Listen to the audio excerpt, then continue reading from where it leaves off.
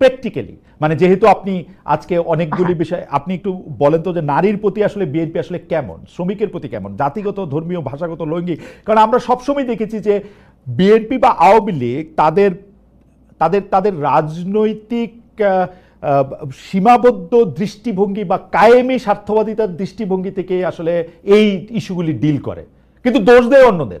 Interesting কিন্তু। দেখুন, আমি আপনাকে শুরুতে বলেছি যে জি, নাথিং, এভরিথিং ইজ পলিটিক্যাল, জি, নাথিং ইজ আউটসাইড পলিটিক্স।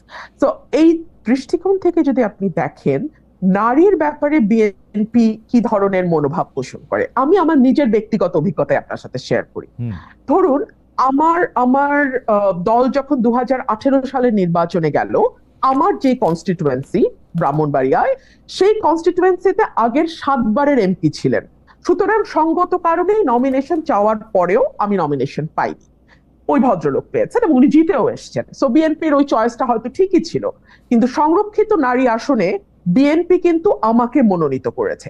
আচ্ছা, আমাকে মনোনয়নের পেছনে কারণটা কি? সাধারণত আমরা দেখি সংরক্ষিত নারী আসনগুলোতে কোনো না কোনো, মানে দলের কোনো না কোনো নেতার স্ত্রী কিংবা তার কন্যা হুম, কিংবা তার বোন কিংবা তার ভালো বন্ধু, এরাই কেবলমাত্র সংরক্ষিত নারী আসনের মনোনয়ন পেয়ে থাকেন।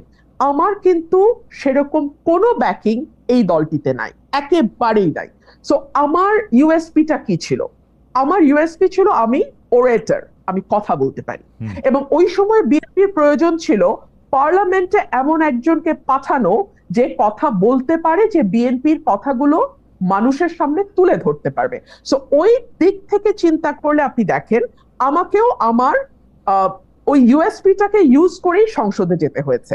আপনি যদি এটাকে আরো ব্রডার পার্সপেক্টিভে আমরা দেখি, ফর এক্সাম্পল জেনারেল নমিনেশনের ক্ষেত্রে, খালেদ ভাই, আমি এখন যদি আমার দলকে দোষ দেই যে কেন তারা নারীকে আরো বেশি নমিনেশন দিচ্ছে না, কেন 50% নারী যেই দেশে, সেই দেশে, বা 53%, সেই দেশে কেন অন্তত 33% আসনে, ঠিক আছে, 33% রাইট, আসনে আমরা সরাসরি নারী মনোনয়ন দেখছি না কেন জানেন? বিকজ দুটো কারণ। এক হচ্ছে আমরা সত্যিকার অর্থে জিতে আসার মতো সেরকম নারী ক্যান্ডিডেট অতগুলো নেই, আসলেই নেই খালেদ ভাই। এর হুম। জন্য কিন্তু শুধুমাত্র পলিটিক্যাল পার্টি দায়ী না, এই জন্য আমাদের সমাজ ব্যবস্থা দায়ী, আমাদের পারিবারিক কিন্তু ব্যবস্থা পলিটিক্যাল দায়ী, পার্টিগুলি তো, আমাদের রাষ্ট্র। না, আমি আমি আপনার সাথে সম্পূর্ণ একমত। আপনি খুব চমৎকার করে বলেছেন, কিন্তু পলিটিক্যাল পার্টিগুলির তো একভাবে না একভাবে লিড নেয়ার থাকে। এখন আমরা যত বেশি জামাত শিবিরের, এনসিপির বা আওয়ামী লীগের সমালোচনা করি এটা না করার ক্ষেত্রে, সেই সমালোচনাটা আসলে বিএনপির এগেনস্টও আসলে করতে পারবো কিনা, বিএনপি মুখে যা বলে আসলে সেইটা প্র্যাকটিক্যালি তা করে কিনা। খালেদ ভাই, আমি কিন্তু মনে করি যে ডিসক্রিমিনেশন যেটাকে বলা হয় শুধুমাত্র নারী হবার কারণে, আমরা হুম, যদি এভাবে let's put it in this way, just because তুমি নারী সো তুমি ওই জায়গায় যেতে পারবে না, না, বিএনপি এটা বিশ্বাস করে না। হুম, কেন আমি বলি আপনাকে, আমাদের প্রত্যেকটা আসনে কিন্তু জরিপ হয় খালেদ ভাই, রাইট, একটা দুটা না, কয়েকটা জরিপ হয়। হুম, দলের কয়েকটা জরিপ হয়, এজেন্সি গুলোর জরিপ হয়। এই জরিপের রিপোর্ট কিন্তু দলের একেবারে টপ পর্যন্ত যায়। আমরা যদি কনস্টিটিউয়েন্সিতে, ইভেন ধরেন আমি আমার ব্যাপারে বলতে পারি, আমি কনস্টিটিউয়েন্সিতে কতদিন পর গেলাম, কয়টা মিটিং করলাম, কোন কোন ইউনিয়নে মিটিং করলাম, সেই, কোনটাতে লোক কেমন হলো, এগুলোরও কিন্তু দীর্ঘ ফিরিস্তি দলের কাছে আমি জানার আগে চলে যায়। রাইট, তার মানে কোন নারী যদি সত্যি, মানে সে মিন করে যে আমি ইলেকশন করব, আই মিন ইট, আমার আমার কাম হোয়াট মে, আমি কন্টেস্ট করব, ওকে, দল কিন্তু তখন অটোমেটিক্যালি সেই নারীটার স্কোর যখন হাই হতে থাকে আপনার হুম, ওই জরিপগুলোতে, তখন দল তো ওই আসন চায়, দল তো আর কোনো আসন হারাইতে চায় না। সো তারা তখন বাধ্য হয় ওই নারীকে দিবেই, তারা দিতেই ওকে, হবে। সো এটা আমার মনে হয় যে একটা ফেয়ার কম্পিটিশন পার্টিতে থাকে, মোটা মোটা দাগে, ওকে, খালেদ ভাই, মোটা দাগে, হ্যাঁ।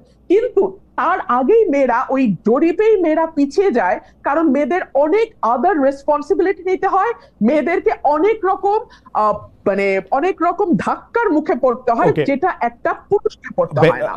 বেশাফারনা, আমরা আবার আসবো আপনার কাছে। আমি একটু জনাব মোহাম্মদ ইশরাক আপনার কাছে যেতে চাই। আপনি আসলে যেহেতু রাজনীতির বিভিন্ন গতি প্রকৃতি বিশ্লেষণ করেন, গত কয়েকদিনে আপনার রাজনৈতিক বিশ্লেষণের মধ্যে আপনি জানেন সেগুলো নিয়ে পক্ষে বিপক্ষে নানা ধরনের আলোচনা হয়েছে, বিভিন্ন জন বিভিন্ন, আমি আপনাকে একটু পড়ে শোনাচ্ছি। আপনি জগন্নাথ বিশ্ববিদ্যালয়ের বর্তমান সরকারের একজন উপদেষ্টা যারা মাহফুজ আলমের গায়ে মাথায় বোতল ছুঁড়ে মারা নিয়ে আপনি বলেছেন, আমি আপনাকে কোট করছি, বোতল কে ছুঁড়ে মেরেছে তা তো মুখ্য না, কোনোদিনই মুখ্য ছিল না, মুখ্য হচ্ছে এটা নিয়ে যে রাজনীতি হবে সেটা জাসি দায়ী, অর্থাৎ আপনি বোধহয় জামাত শিবিরকে বলেছেন এই কারণে যে আপনি পরিষ্কার করবেন সেটা জাসি বোতল ছুঁড়ে মেরেছে, জাসি দায়ী কারণ জাসি সবাইকে শত্রুতে পরিণত করেছে, এমন কেউ আর অবশিষ্ট নাই যে জাসির পক্ষে কথা বলবে। লাস্ট আপনি বলছেন যদি সবাই মিলে একটা মিথ্যাকে সত্য বলে তাহলে মিথ্যাই সত্য, জাসি এই সত্যটা বোঝে নাই জন্য শাহবাগে হেরেছে, আবার হারবে। আপনি যদি একটু আমাদের ব্যাখ্যা করেন, জাসি বলতে আপনি নিশ্চয়ই জামাত শিবিরকে, আমার মনে হচ্ছে যে আপনি নিশ্চয়ই জামাত শিবিরকে বুঝিয়েছেন, আপনি এটা যদি একটু আমাদেরকে ব্যাখ্যা করেন। আর আমি একটু আপনার জন্য একটা ছোট্ট করে একটু বলি আমাদের দর্শকদের জন্য, যেই ছোট ছোট ক্লিপিংসগুলি দেখা যায়, আমি দর্শকদের অনুরোধ করব আপনারা দেখবেন যে এগুলি আমরা ঠিকানা থেকে আসলে এগুলি আমরা কখনো মানে একদম শর্টস যেগুলি আমরা করি সেগুলি বাদে অন্য অনেকগুলি জায়গা থেকে এইখান থেকে একটা কথা সেখান থেকে একটা কথা দিয়ে যেগুলি করা হয় সেগুলির সাথে কিন্তু আমাদের কোনো সম্পর্ক নাই, আপনারা নিশ্চয়ই এগুলি বুঝতেও পারেন। সেজন্য সাউন্ড বাইট বা এই জাতীয় জিনিসের ক্ষেত্রে আমাদের এই টকশোর কোনো উদ্দেশ্য থাকে না। জনাব মোহাম্মদ ইশরাক, আপনি যদি একটু বলেন আপনার এই বোতল ছুঁড়ে মারা রাজনীতিটা যদি আমাদেরকে একটু বলেন, জনাব মোহাম্মদ ইশরাক। আচ্ছা, তো বোতল ছুঁড়ে মারা নিয়ে যে বিষয়টা হলো, প্রথমে জগন্নাথ বিশ্ববিদ্যালয়ের ছাত্রছাত্রীরা তারা আন্দোলন করছিল, তাদের তিনটা দাবি ছিল, তিন দফা দাবি ছিল, সেই দাবিতে তারা আন্দোলন করছিল এবং আন্দোলন করার এক পর্যায়ে সেখানে একজন উপদেষ্টা তিনি আসলেন ছাত্রদের সাথে কমিউনিকেট করতে। তো তিনি যখন কথা বলছিলেন তখন সাংবাদিকরাও ছিল, তখন হুট করে একজন একজন বোতল ছুঁড়ে মারলো, পানির বোতল, প্লাস্টিকের, খানিকটা হয়তো পানিও ছিল, তারপর সেটা তার মাথায় যেয়ে লাগলো। তো এরপর তিনি সেখান থেকে চলে গেলেন এবং চলে যাওয়ার পর উনি ইনফরমালি এবং ইনডাইরেক্টলি এবং ওনার যে সংগঠন আছে, ছাত্র সংগঠন আছে, তারা ইনডাইরেক্টলি এবং ইনফরমালি ডাইরেক্টলি তারা এটাকে জামাত শিবিরের উপর ব্লেম করলো। আজকে আমরা জানতে পারলাম যে ছেলেটা হচ্ছে তাকে ডিবি কার্যালয়ে নিয়ে যাওয়া হয়েছিল, পরে সেই উপদেষ্টা তাকে ছাড়িয়ে নিয়েছেন ওর সামথিং এরকম কিছু একটা হয়েছে। বাট গত কয়েকদিন, এক দুই দিন আপনার এই পুরো বিষয়টা জামাত শিবিরের উপর দায় চাপানোর একটা বিষয় ছিল। তো সে সময় জামাত শিবির যে কাজটা করলো, তারা বিভিন্ন ধরনের ফ্যাক্ট এবং বিভিন্ন ধরনের তথ্য সামনে আনার মাধ্যমে তারা বোঝানোর চেষ্টা করলো যে এই কাজটার সাথে তারা জড়িত না। কিন্তু আমি যেহেতু অ্যান্টি ফাউন্ডেশনাল স্কুল অফ থটে বিশ্বাস করি এবং এসেনশিয়ালিস্ট নোশনের বাহিরে, তো আমি মনে করি যে আসলে রাজনীতি এইভাবে সত্য দিয়ে বা ফ্যাক্ট দিয়ে হয় না।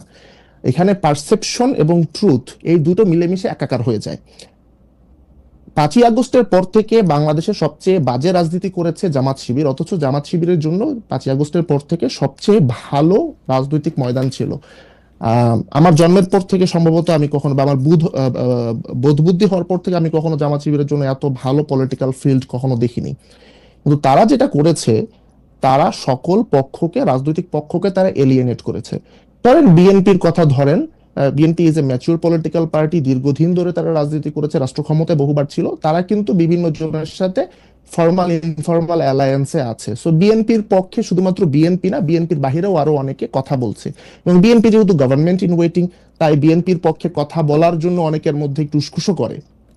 কিন্তু জামাত শিবির তারা বর্তমান প্রেক্ষাপটে বা 5ই আগস্ট পরবর্তী প্রেক্ষাপটে তারা যদিও দ্বিতীয় বৃহত্তম দলে পরিণত হলো, সে সময় তাদের সামনে কিন্তু সুযোগ ছিল এরকম একটা অ্যালায়েন্স করে, একটা বিরোধী জোট বা হচ্ছে একটা দ্বিতীয়, বিএনপি একটা শক্তি, তারপর তারা আর একটা শক্তিতে পরিণত হবে। বাট তারা কিন্তু কোনোখানে তারা অ্যালায়েন্সে যায় নাই। প্রথমে তারা এনসিপির সাথে পরকীয়া করেছে, কোনো ফর্মাল আন্ডারস্ট্যান্ডিং এ যায়নি, তারা কোনো লিখিত কোনো চুক্তি না, সামনাসামনি প্রকাশ্য কোনো জোটে না, কোনো কিছুতে যায়নি। এখন তারা অনেকে বিট্রেড ফিল করছে যে এনসিপি এখন আওয়ামী লীগ নিষিদ্ধ হওয়ার পর কেন জামাত শিবিরের বিরুদ্ধে ক্ষুব্ধ হলো। তো এই যে জামাত শিবিরের ভুল রাজনীতি, তারা কাউকে কারোর সাথে তারা গাঁটছড়া বাঁধে নাই, তারা কোনো কোয়ালিশন করে নাই, তারা কোনো অ্যালায়েন্স বিল্ড করে নাই, এর ফলে যেটা হয়েছে, জামাত শিবির রাজনীতিতে একা হয়ে গেছে। এখন সবাই জামাত শিবিরকে অ্যাটাক করছে এবং জামাত শিবির এটাকে ট্রুথ দিয়ে, সত্য দিয়ে মোকাবেলা করছে। জনাব ইশরাক আহমেদ, আপনার অনুমতি নিয়ে কি একটা প্রশ্ন করতে পারি, যে আপনি কি ওই দুইটা ঘটনা মাথায় রাখতেছেন, যে জামায়াতে ইসলামের শীর্ষ নেতারা লন্ডনে গিয়ে বিএনপির শীর্ষ নেতাদের সাথে দেখা করে এসেছেন, এসে তারা বলছেন যে তারা কবে নির্বাচন চান, এটি একটি, মানে বড় প্রেক্ষাপটে আর ছোট প্রেক্ষাপটে আমি যদি আপনার মানে যেটি বোতল ছুঁড়ে মারার প্রসঙ্গে আপনার ফেসবুক স্ট্যাটাসই উজ্জ্বল করি, সেখানে আপনি একটি দেখবেন যে আপনিই বলছেন জাসির একটি অংশ মাহফুজের উপর বোতল ছুঁড়ে মারাকে সেলিব্রেট করছে।